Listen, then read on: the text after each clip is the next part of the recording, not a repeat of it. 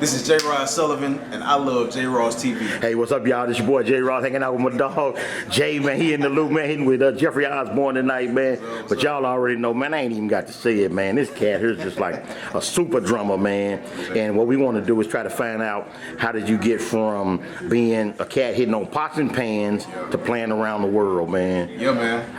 What can you tell like young cats on how you started, what they can do and focus on in a sense to help build them up to make it to the main stage? Man, I'll say this, man. I think the main thing is serving the music. You know, whatever. We don't even know what that means. We don't know what that means, Jay. Go back. I'm gonna explain it. So basically, it's this, man. Like whatever the music requires it from a drummer, like to sound authentic, to make the music sound good, to feel good, and sound authentic. That's what you need to play, man. It's like if you're backing an artist, you backing a musician, you're playing for an artist. It's like give the artist what they want. You know, cater to the situation. You know, throw your ego to the side. And whatever is needed for the situation, man, do that. And that's what I focused on. It's like the main thing is like making the music feel good, playing pocket. And my definition for pocket is playing what's necessary to complement the music. So it's like whatever the music needs, that's what you need to do. Right. It's like when it's time to play a chop, play a chop. When it's time to sit back in the pocket, do that, man. And that's what I focused on, and that's what I feel like has contributed to my success. But how did you learn how to do that, though? Was it sitting around listening to songs? Was it checking out your peers, or how did you figure that out? So, man, of course I had mentors. So I had mentors that would always stay on me, man. Like, when I started playing out in Atlanta, different lounges, different cafes, stuff like that. I was playing with some older musicians, the OGs, and they were, I was coming out and, kind of working on my pocket still, not really understanding, placement, and just maybe playing some things in the wrong places. So it's like they would just give me feedback, like, hey man, instead of putting that right there, do this, or play a little bit, tighter as far as the groove or whatever. So of course I had mentors, but in addition to that, man, as far as like working on my pocket and my feel, it's just playing along to the original records. Yeah. As a young kid, like all the old school R&B records. A lot of those records they weren't to a click. So it's like it was more challenging to like really like feel the music and follow the groove with those types of records, man. And that's what I did. I just played to the records, listened to the drummer, whoever the drummer was on those records, and just try to like lock in with the music. And that's what I did for the most part, to work on, my feel, my pocket. And then another thing too, man, the biggest thing is listening. I think a lot of times what we don't understand is listening is also a form of practice. It's like, it's not just sitting behind the kit, but it's also just being still, turning on the music, and just listening and like internalizing everything that's going on, and really like dissecting the music to see what's going on, see what the relationship between the drummer and the bassist is, like what are they doing, what's making them sound super tight and gelling together, man. So those are some of the things that I did to work on my pocket and, just get used to serving the music and sound authentic in the music. I'm gonna tell you, Jay, that's way past us low budget musicians, man, who still playing in the basement, man. You know what I'm saying? A dog, cause you talking about feeling the music. So like, all right, so when you on stage, you listening to everybody. I'm listening to everybody, man. And then. So what's the difference between, say, like everybody know you a hell of a soloist too. Yeah. But then when you play in an ensemble, what's the difference in the attack or the approach in your head? Yeah. What you thinking? Are you still thinking, listen to the music or? Yeah. I'm always listening to everything. So I give you an example. So like playing with Jeffrey Osborne. Right. So like the main things I'm listening for is, of course, the bass, because the bass and the drums is not locked. It's like there's no pocket. You know what I'm saying? We set the groove. So it's like I'm always listening for the bass as far as like where he is. It's like if he's playing kind of on top of the beat, it's like I have to compromise somewhere, and I'm always trying to make sure that we're together. So I'm listening for that, but also I'm listening for the way Jeffrey phrases as far as the rhythm in his words. So it's like, he may be singing a line or something, and it's like, okay, I'm listening to him, I'm listening to the bass, but I'm trying to time my snare drum note based on like his cadence and how he's phrasing his vocal. So it's like I'm listening to those things, because that's where that's where my pocket lives. Yeah. But I'm also listening to the keys, I'm listening to the BGVs, I'm listening to everything. But as far as my pocket and my feel and like my approach, I'm really paying attention to the vocalist and the bassist. And then, you know, maybe like some keyboard riffs or whatever. I may accent some of those things throughout the music on the splashes, whatever, stuff like that. I'm always listening, but I think the main thing is like I'm always trying to focus on, like, if I was sitting in the audience, I'm like, what would I want to hear right here? It's like if I was sitting in the audience, what would make me feel good? What would bring out the best of the music right here in this section? And that's really what I focus on. Man, you way beyond us, man. you way beyond my comprehension, baby. It's like I'm 6th grade, dog. You in college, man. You master class. You know, because like most of the times, you know, I see cats, man, they just playing. Yeah. You know what I'm saying? Yeah. And I used to do it. I used to do that, man. And like I said, it's like being around people like. I tell you this, so like I have a band called The Four Corners. That's right. I tell people all the time, man, like when I joined that band back in 2013, those guys, man, they brought to my attention like the small nuances in music that made a huge difference. Just like before that, you know, I was a church cat, grew up in church. I played R&B and gospel music, but it's like when I joined the band with those guys, it's jazz fusion. So it was like, you know, that's when I first learned the importance of dynamics, the importance of, you know, just playing less is more and creating space in the music, just paying attention to the small nuances. And once I started doing that, man, it's just like it took my playing to another level, man, and it forced me to pay attention to like small details in everything that I would hear, that I would play to. So, yeah, man. Hey, let me ask you this though. Like say tonight, or just like the biggest crowd you ever played, man. What does it feel like to be on the main stage and hear all these people? What kind of energy is that? Man, it's not like anything else, man. It's definitely it's exciting for one, but I tell people too, like a lot of people ask me, do I still get nervous? I do. You know, after the first note, or maybe like the first song, that's when I kind of like warm up or whatever. But it's a different feeling, man. It's exciting for one, man. It's like just see all those people and like just enjoying the music and enjoying what you're doing on stage, man. It's exciting. It's rewarding for sure. And just to to have that experience. Not everybody gets to experience that, man. So I'm grateful. You know, I'm grateful to be in the position that I am now, man, and I hope to continue to evolve, continue to elevate, man, in what I'm doing. So it's exciting, though, bro. Yes, sir. Hey, talk about your moms and pops, man, on how they fed you, your interests and raised you up and let you do what you wanted to do in music. Yeah, man. So my parents, bro, they've been supportive since day one, man. Straight up. I'm the only musician in my family. I'm the only child.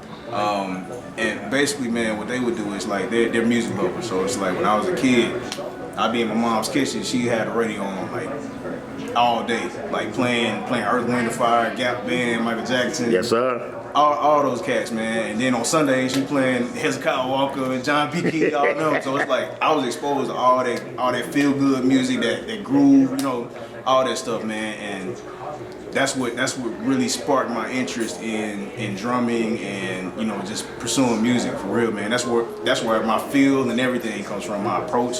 But man, since day one they've been supportive, man. They invested in my craft, man. They signed me up for drum lessons when I was a kid. They got me a little small drum set, man. And since day one they allowed me to play as loud as I wanted to, make noise in their house, man, all day, because they saw my future before I saw it. You know what I'm saying? They saw where I was headed, man, and they chose to invest in that. And they didn't try to pull me away from that and be like, hey, you need to go get a job, you need to go do this, you need to go do that. It's like they saw what I wanted to do, they saw the passion, and they saw where I was headed, man. They really invested into it, man. So, man, I appreciate and I love my parents, man. I don't even know if I would be where I'm at right now. Maybe it would happen later on in life, but I think that was a huge part of my success, man. Just having a strong support system behind what I was doing, man. And it's super important, man. So I'm very grateful for my parents. Man, big shout out to mom and pops, man. But hey, on this thing, like you was talking about your cats, man, who mentored you, and when you were messing up, and they was trying to straighten you out. How did you take it and not get offended as a musician when they say, man, you ain't on it right now. Yeah. You know, a lot of cats get mad and, you know, and I don't know, get the big head or whatever. Right, so right. how did you stay focused and humble? I mean, of course, like when you first hear something like that come out, it's like your first instinct is to get Lash out? Yeah, exactly. Lash out or, you know, get upset or take offense to it. But it's like you gotta, like what I did was it's like I would record myself every show, and then go back and like listen to it. I'm like, okay, he was saying this, so let me go back and listen for myself and get my own opinion. It's like, cause when I go back and listen to it, it's like if he say something and I listen back to it, it's like, okay, now I hear it now. But it may not have been something that before he said that I wouldn't even know. It's like, but now I'm learning, I'm going back and looking at it. I'm like, okay, this is what he was saying. Okay, that was right, that was true. But and it's some situations though where some people might say stuff and they may be hating. They may not be, what they're saying may not be valid. So it's like you kind of gotta pick and choose what you listen to and what you take into account and what not to. But that's what I did, man. It's like I would go back and like really pay attention to that stuff and confirm like, hey, okay, I need to work on this, or I don't need to work on this, or whatever. But that's what I did, man. I think all in all though, like we just have to allow ourselves to still learn, man, and don't feel like we've reached, you know, the top. We always want to continue to learn, right, and to grow in what we're doing, man. That's how we continue to stay relevant. You know what I'm saying? It's like when we get to the point where it's like, okay, we made it. You know, I'm a coach and I know it all. That's when you hit the ceiling. Yes, sir. The ceiling. So that's for me. It's like I'm always asking questions, even at the level I'm at now. It's like I'm always trying to learn something. I'm always trying to move forward in life, in my career, and everything that I'm doing. So that's the biggest thing, man. Just keeping a level head, man. Always asking questions and always being open to learn and don't feel like you know everything, because you don't. Right. And I don't. So it's like that's the biggest thing for me, though. All right, now. A couple of more questions. This one here on professionalism. All right. Anything you can tell the young cats that's coming up, finna start being on the tour bus, traveling around the world or whatever. Any advice you can give them on how to proceed, how to act? Yeah, for sure, man. So I think one thing is learn how to get along with everybody in the camp.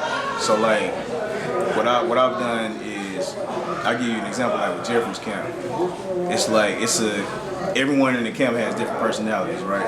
But I try to find something about everyone in the camp that I have something in common with. Right. So it's like one person may be silly, another person may like sports, another person may like listening to a certain style of music, but I always try to find some kind of commonality between everybody so that I can become cool with that person, you know what I'm saying? But I think all in all though is just being the best that you can be on and off of the instrument. It's like just be a likable person, don't be annoying, don't be someone who people don't want to be around. Right. Because it's like it doesn't matter how good of a musician you are. It's like if you're not a likable person, you're gonna be out. You ain't gonna last long. And I think another thing, going back to professionalism, is like just making sure that you on time, lobby calls. It's like don't be late for that. When it's time to I don't know, like learning your music. When it's time to learn the music and coming prepared for rehearsal and stuff like that. Don't be in rehearsal trying to learn the music. Like I'll always over prepared. It's like I got a situation now. Late too, bro. I got a situation now that I'm preparing for, and it's like I don't know what's gonna happen, but it's like I wanna prepare as much as I can to where it's like if I'm in a situation and they call something last minute, I want to be prepared for it. So that's another thing too. It's like making sure that you well prepared, making sure that you're a likable person, man. That people want to be around, man, and just hang with the team too, man. Like don't just do your job and go to bed. Like try to hang out a little bit, get to know people. You know what I'm saying?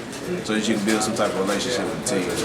So. All right, y'all. It's getting a little late, so I'm gonna let Jay bounce on this last one, y'all. We just gonna let him do what he do. All right. What's up, Jeffrey?